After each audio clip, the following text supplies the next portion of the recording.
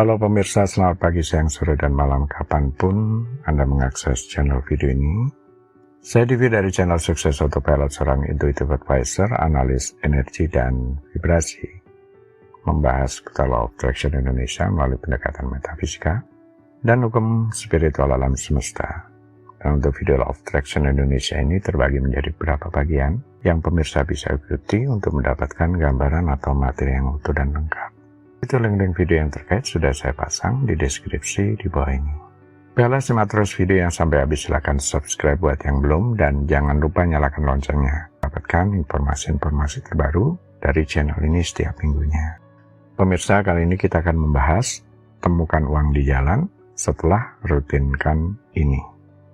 Teori sinkronisitas oleh Carl Gustav Jung mengacu pada kejadian kebetulan yang memiliki makna subjektif bagi individu, bahkan jika tidak ada hubungan kausal yang jelas antara kejadian tersebut. Dalam contoh yang diberikan, seseorang katakanlah berafirmasi, "Uang datang kepadaku dengan mudah dan berlimpah." Dan kemudian tiba-tiba menemukan uang di tengah jalan setelahnya adalah contoh yang bisa diterjemahkan sebagai bentuk sinkronistik. Menurut Jung, fenomena ini mengindikasikan adanya keterkaitan antara dunia material dan dunia psikis. Menurutnya, ketika seseorang mengalami kejadian sinkronistik seperti itu, ini mungkin merupakan manifestasi dari apa yang ia pikirkan atau rasakan secara dalam-dalam, yang tercermin dalam dunia luar melalui kebetulan yang tampaknya tak terkait. Sementara itu, Reticular Activating System atau RAS adalah sistem di otak yang bertanggung jawab untuk mengatur perhatian dan kesadaran. RAS memfilter informasi yang masuk ke otak, memprioritaskan informasi yang dianggap penting atau relevan untuk individu. Dalam konteks ini, seseorang yang mengafirmasi tentang uang dan kemudian menemukannya mungkin mengarahkan perhatian secara tidak sadar pada kesempatan yang berkaitan dengan uang, sehingga meningkatkan kemungkinan mereka memperhatikan atau mengenali situasi di mana uang tersebut tersedia. Jadi, sementara teori sinkronisitas Jung menekankan makna subjektif seperti kejadian kebetulan, pendekatan melalui RAS memandangnya lebih dari sudut pandang psikologis dan neurobiologis yang fokus pada perhatian dan persepsi. Kedua pendekatan ini bisa saling melengkapi dalam memahami fenomena kejadian menemukan uang di tengah jalan setelah berafirmasi, "Uang datang kepadaku dengan mudah dan berlimpah." Hukum tarik-menarik memandang kejadian menemukan uang di tengah jalan setelah rutinkan afirmasi, "Uang datang kepadaku dengan mudah dan berlimpah," bisa dianggap sebagai manifestasi dari keyakinan tersebut. Ketika Anda secara aktif memancarkan pikiran positif tentang uang, Anda cenderung menarik energi positif yang sejalan dengan apa yang Anda yakini. Jadi, menemukan uang di tengah jalan setelah berafirmasi seperti itu bisa dianggap sebagai tanda bahwa Anda berada dalam jalur yang benar menuju tujuan keuangan Anda. Tanda bahwa Anda mulai selaras dengan alam semesta, semacam terkoneksinya Anda dengan energi alam semesta melalui pesan tersebut.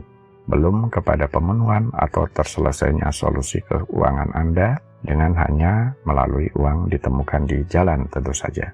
Berafirmasi yang merupakan salah satu teknik manifestasi yang digunakan tentu bukan sekedar pernyataan kosong dan tidak ada pengetahuan di baliknya. Perlu dipahami pula cara bekerjanya kaitannya dengan pikiran manusia. Teknik manifestasi. Teknik manifestasi mengajarkan bahwa kita dapat menciptakan realitas kita sendiri dengan memvisualisasikan, berafirmasi, dan teknik-teknik lainnya, dan kemudian mengarahkan energi positif ke arah apapun yang kita tujukan. Namun pertanyaannya adalah, kapan waktu yang paling efektif untuk menggunakan teknik manifestasi ini? 1. Saat keheningan. Keheningan adalah momen ketika pikiran kita paling tenang dan fokus. Ini bisa terjadi saat kita baru saja bangun tidur atau menjelang tidur. Pada saat-saat ini, pikiran bawah sadar kita lebih menerima saran dan visualisasi yang diberikan tanpa gangguan dari kebisingan luar.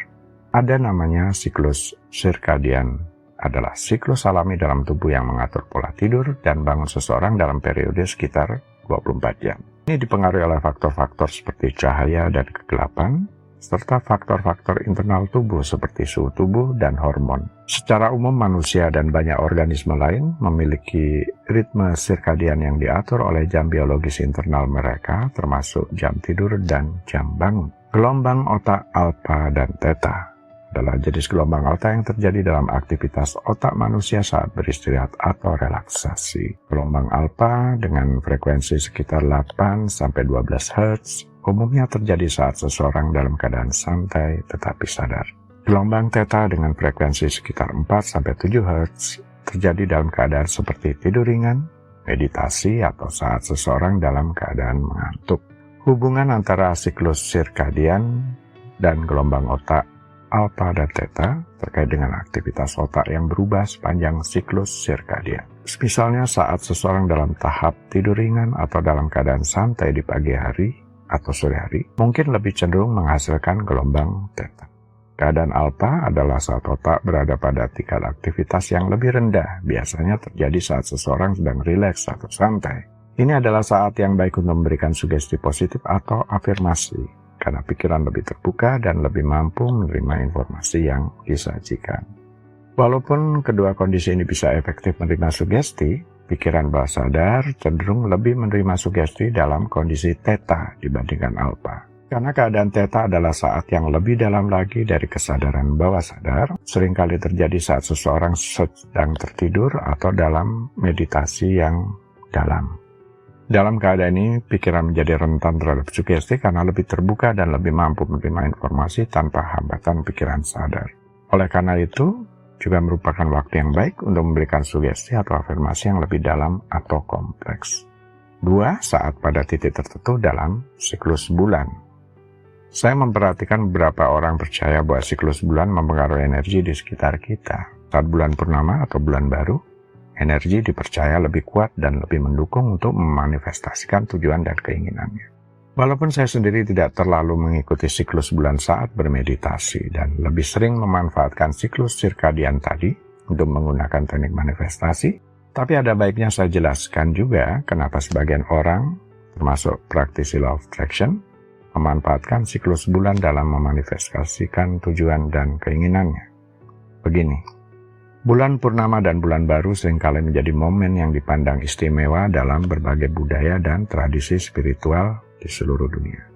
Dipercaya bahwa selama periode ini, energi alam semesta lebih kuat dan lebih mendukung untuk memanifestasikan tujuan dan keinginan kita. Konsep ini telah menjadi pusat perhatian bagi banyak praktisi spiritual, peneliti, dan individu yang tertarik pada pemahaman yang lebih dalam tentang hubungan antara alam dan pikiran manusia. Bulan purnama terjadi ketika bulan berada dalam posisi penuh dan terang di langit malam. Sebaliknya, bulan baru terjadi ketika bulan tidak terlihat di langit, yang menandai awal dari siklus bulan yang baru. Dalam berbagai praktek spiritual dan kepercayaan, kedua fase ini dianggap memiliki energi yang khas dan berbeda yang dapat mempengaruhi kita secara emosi, mental, dan spiritual. Memanfaatkan energi untuk manifestasi, visualisasi, dan meditasi. Bulan purnama dan bulan baru merupakan waktu yang ideal untuk mempraktekkan visualisasi dan meditasi. Dalam kedua teknik ini, kita dapat fokus pada tujuan dan keinginan kita dengan lebih intens. Melalui visualisasi, kita membayangkan diri mencapai tujuan tersebut dengan jelas, sementara meditasi membantu kita menciptakan keadaan pikiran yang tenang dan fokus. Ritual dan upacara. Banyak tradisi spiritual memiliki ritual dan upacara khusus yang dilakukan selama bulan purnama atau bulan baru. Ini bisa termasuk penggunaan lilin, kristal, doa, atau mantra tertentu untuk memperkuat niat dan energi positif dalam mencapai tujuan. Menulis niat.